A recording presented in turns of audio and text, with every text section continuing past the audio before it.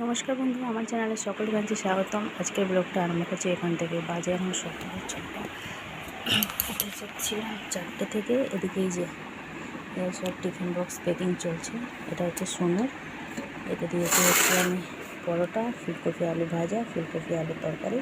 আপনাদের দাদাকে দিয়েছি ফুলকপি আলু তরকারি, পরোটা, আর একটুখানি কেটে দিয়েছি আমি হচ্ছে এই যে শসা লঙ্কাটা কেটে দিয়েছি। আর এই যে নিচে আছে পরোটা। উঠেছিলাম 4টে থেকে। উঠে এবার টিফিন করে চা করে রেখে শুনো আবার একদিকে আছে ফুলকপি আলু ভাজা, অন্যদিকে আছে তরকারি। যেহেতু ফুলকপি আলু ভাজা খেতে ভালোবাসে সেই কারণে এই যে ওর জন্য এদিকে দিয়েছে ফুলকপি আলু, এদিকে আছে তরকারি, এদিকে জলের বোতল। এগুলো আবার সব প্যাকিং হচ্ছে। প্যাকিং করে আপনাদের দাদারও ব্যাগে ভরে দেবো, সুন্দর ব্যাগে ভরে দিয়ে তারপরে আপনাদের দাদাকে তুলবো, চা দেবো। তার আগেও খালি পেটে একটা ওষুধ খাবে, গ্যাসের ওষুধ, তারপরে ও চা খাবে। কাল রাত্রিবেলায় বাবা মেয়ে দুজনের জামা কাপড় এদিকে বের করে রেখে দিয়েছিলাম। তো রাত্রিবেলা মাজা দেওয়া সমস্ত কিছু কমপ্লিট করে রেখে নিয়েছিলাম। প্লাস রাত্রিবেলায় ফুলকপি আলু কেটে টমেটো সব কেটে ধুয়ে দেওয়া রেখে দিয়েছিলাম। আটাটাও মাখিয়ে রেখে দেখলাম, সেই কারণে আমার সকালবেলাটা তাড়াতাড়ি সব কিছু হয়ে গেলো। একদিকে চা, অন্যদিকে ফুলকপি আলুটা প্রথম ভাজা বসিয়ে দিয়েছিলাম, তারপরে এদিকে চা, ফুলকপি আলু ভাজা হতে হতে এদিকে পরোটাটা আমার বেলা হয়ে গেছিলো। বেলে নিয়েছিলাম। ধনিয়া পাতাটা এই যে ওইখানটা রেখেছি। রুটি করলে প্রচুর এই গুঁড়োগুলো সবসময় গ্যাসের উপরে সব পড়ে।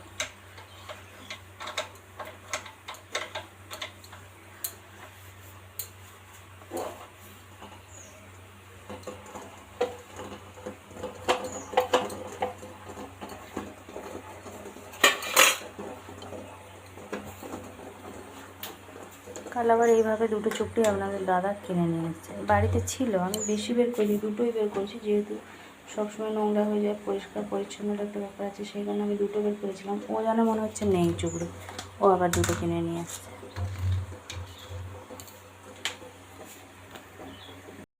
বেজে গেছে সকালের 8:30। আমার এদিকে চান হয়ে গেছে। এবার যাব আমি পুজো করতে, ভোলে বাবার পুজো দেবো। আজকে যেহেতু সোমবার, তো এদিকে আকন্দ ফুলের মালা, বেলপাতা, এটা তো প্রত্যেক সোমবারই মানে আসে, যাই হোক নিয়ে চলে এসেছি।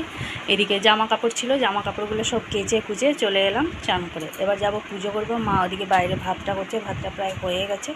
আর একটা তরকারি হবে। সকালবেলা কিন্তু ফুলকপি আলু তরকারিটা হয়েছে, ওই জন্য ভাবছি ডাল আর একটা কিছু করে দেবো। চলুন তাহলে প্রথমে আগে পুজোটা করে নিই, তারপরে রান্নাবান্না। শুনো আজকে স্কুল যায়নি, শুনো আজকে বাড়িতেই আছে, পড়ছে বসে। 12টা থেকে পড়া আছে। আবার বাজে এখন সকালে 10টা। জামা কাপড় করে তো সব ছাদে মিলে দিয়ে এসেছি। অনেকক্ষণ এসে বসেছিলাম। তো এদিকে সবজিগুলো কেটে নিলাম। আজকে কী রান্না করবো সেই কারণে এটা একটা চচ্চড়ির মতন করবো আর কি। সব রকম দিয়ে 5 মিশালে একটা চচ্চড়ির মতন করবো। তো এদিকে যে হাফ বাঁধাকপি ছিল ওটাকে আমি এভাবে সেদ্ধ করে নিয়েছি। একটুখানি বাঁধাকপি ওই বড়া করবো আর কি, যেমন ডালের বড়া বড়া হয় সেটা নিরামিষে, তো ওই জন্য বাঁধাকপির বড়া করবো বলে একটুখানি ভাপিয়ে নিলাম বাঁধাকপিটাকে। এবার এটাকে ছেঁকে নেবো চুল্লিতে। আর এদিকে এতে বসিয়েছি মুগের ডাল। মুগের ডালের সাথে একটুখানি বেশ কিছু পকোড়া পোড়া হলে বেশ ভালো লাগে। এই যে ডালটা এদিকে হয়ে গেছে, নামিয়ে নিয়েছি। জিরে আর শুকনো লঙ্কা দিয়ে সাঁতলে নিয়েছিলাম। এদিকে বাঁধাকপিটা এবার ব্যবস্থা করবো পকোড়া করার জন্য। ভালোভাবে তো জলটা ঝরিয়ে নিয়েছি। এবার এটাকে ওই বেসন, একটুখানি লঙ্কা গুঁড়ো, হলুদ গুঁড়ো, নুন দিয়ে সেদ্ধ করলাম। পরিমাণ মতো নুনটা দেবো, নাহলে আবার বেশি নুনটা হয়ে যাবে। আর এইভাবে হাতের সাহায্যে একটুখানি ভেঙে নিয়ে তারপরে পকোড়াটা করবো। ওদিকে ওই চচ্চড়িটা হচ্ছে। শোনো এখন একটুখানি ঘুমিয়ে পড়েছে। 10টা 20 বাজে। আমি থাক ঘুমা, 11টা 15 নাগাদ করে তোকে তুলে দেবো। পড়া আছে 12টা থেকে, উঠবে, চান করবে, তারপরে যাবে। সকালবেলায় পরোটা, ফুলকপির তরকারি, মুড়ি এইসব খেয়ে নিয়েছে। বলছে আমি আর ভাত খেয়ে যাবো না, আমি এলে ভাত খাবো। এদিকে এই যে তেল প্যাকেটগুলো সব ঢাললাম। এগুলো সর্ষের তেল, এটাতে সাদা তেল আবার নিরাম মানে ওই নিরামিষ গুঁটিটা নিয়ে এসে তেল প্যাকেটটা কাটলাম। ওখানটা কেটে ঠাকুরের কাছে কিছুটা সাদা তেল রেখে দিয়ে, যেহেতু মানে সন্ধ্যাবেলা ওই বাতি দিই, তুলো বাতি, সেই কারণে ঠাকুরের জন্য ঢেলে রেখে বাকিটা এর মধ্যে ঢাললাম। এই যে এদিকে বাঁধাকপি পকোড়ার জন্য সমস্ত কিছু রেডি করা হয়ে গেছে আমার। জিরে লঙ্কা গুঁড়ো দিয়েছি, একটুখানি কাশ্মীর লঙ্কা গুঁড়ো আর 1 চামচ এমনি লঙ্কা গুঁড়ো আর স্বাদ অনুযায়ী নুন, হলুদ, এটা দিয়ে ভালোভাবে মাখিয়ে নিয়েছি। এবার এটাকে এইভাবে করবো। ওদিকে এই তরকারিটাও প্রায় হয়ে যাওয়ার পথে।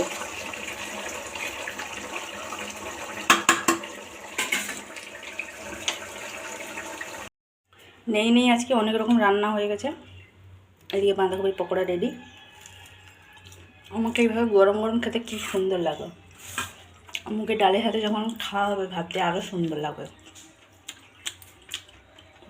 যে কোনো পকোড়া এভাবে গরম গরমই খেতে ভালো লাগে। নেই আজকে অনেক রকম রান্না হয়ে গেল। বাঁধাকপির পকোড়া, একটা চচ্চড়ি, মুগের ডাল, ফুলকপি আলুর তরকারি, 4 রকম। এগুলো সমস্ত হচ্ছে নিরামিষ।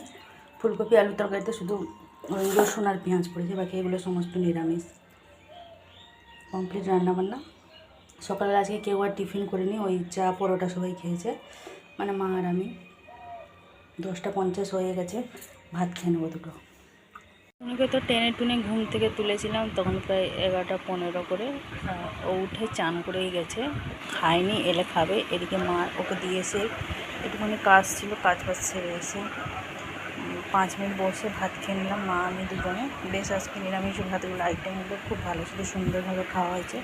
ছাদ থেকে জামা কাপড়গুলো সমস্ত তুলে নিয়ে এসেছি, এবার আস্তে আস্তে সব ভাঁজ করে রাখবো। তারপরে আবার সুনুকে আনতে যাবো। সুনু প্রায় ওই 1:30 নাগাদ করে ছুটি হবে, ওই 1:20-25 করে এভাবে। এখন 1টা বাজে, ততক্ষণে আমি জামা কাপড়গুলো গুছিয়ে নিই। বাজে এখন বিকালের 5টা 10 বাজে। আমার এদিকে রুটিটা হয়ে গেছে।